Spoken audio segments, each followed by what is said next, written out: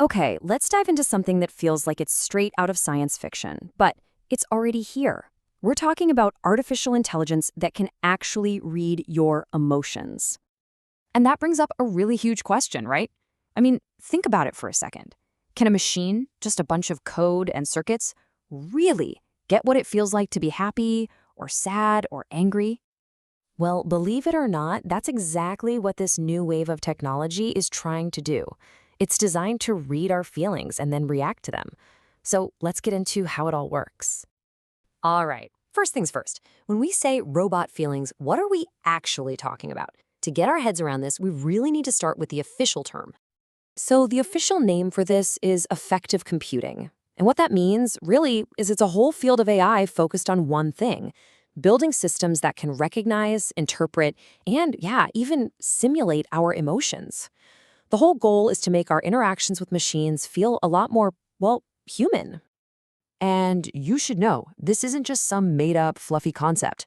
The term was actually coined by a pioneer in the field, Rosalind Picard, over at the MIT Media Lab. So this stuff is grounded in some serious scientific research.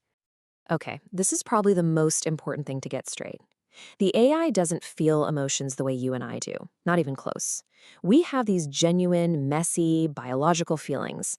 A machine, it's all about pattern recognition. It looks at cues from our faces, our voices, the words we type, and then it just simulates an appropriate response based on all the data it's been trained on. It's a very clever act, but it's still just an act. It's a simulation. So that's the what. Now for the how. How does this tech actually work? Let's pop the hood and take a look at how an AI can figure out what you're feeling. It basically boils down to a three-step process. First, you've got the input. That could be your face on a camera, the sound of your voice, or even just the text you're typing. Then, step two, the AI algorithms kick in and start analyzing that data, looking for all the little emotional tells. And finally, the system makes a call. It interprets those cues and slaps a label on it, like happy, sad, or angry. And to do that, the AI has a whole toolkit at its disposal. You've got facial analysis, which is looking for those tiny microexpressions you don't even know you're making. There's voice analysis, listening for changes in your pitch and tone. For the written word, there's sentiment analysis.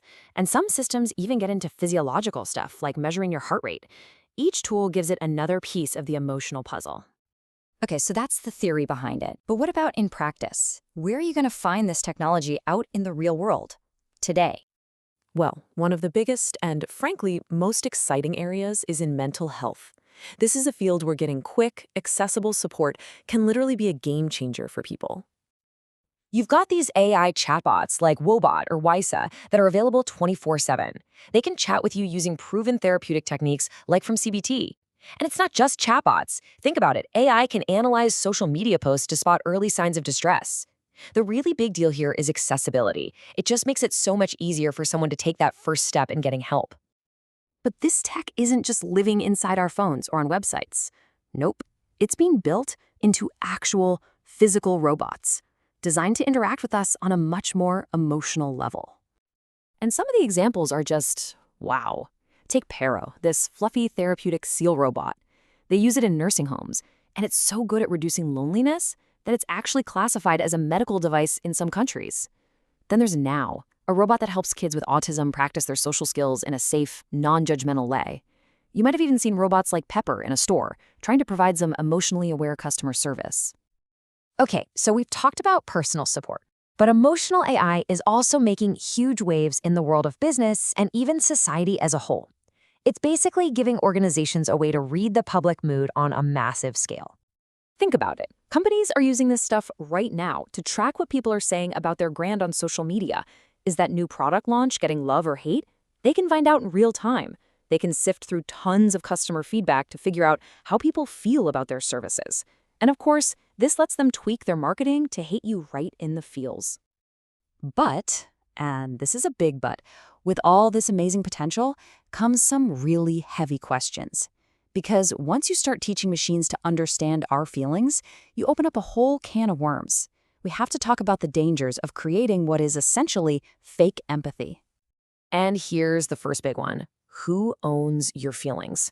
I mean, your emotional reactions are about as personal as data gets. So when a company collects all that to train their AI, who actually owns it? And more importantly, how do you know they're keeping it safe? Oh, absolutely. It can be incredibly biased.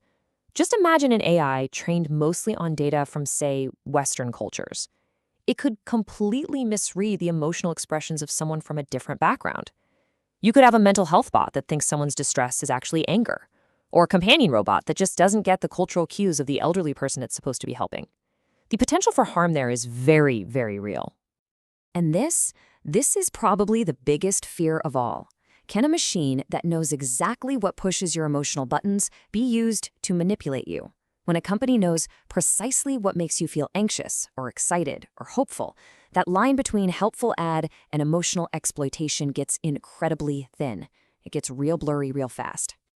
So you see the conflict here, right? We're stuck in this push and pull. On the one side, you have this incredible promise, better mental health care, really cool human-robot interactions.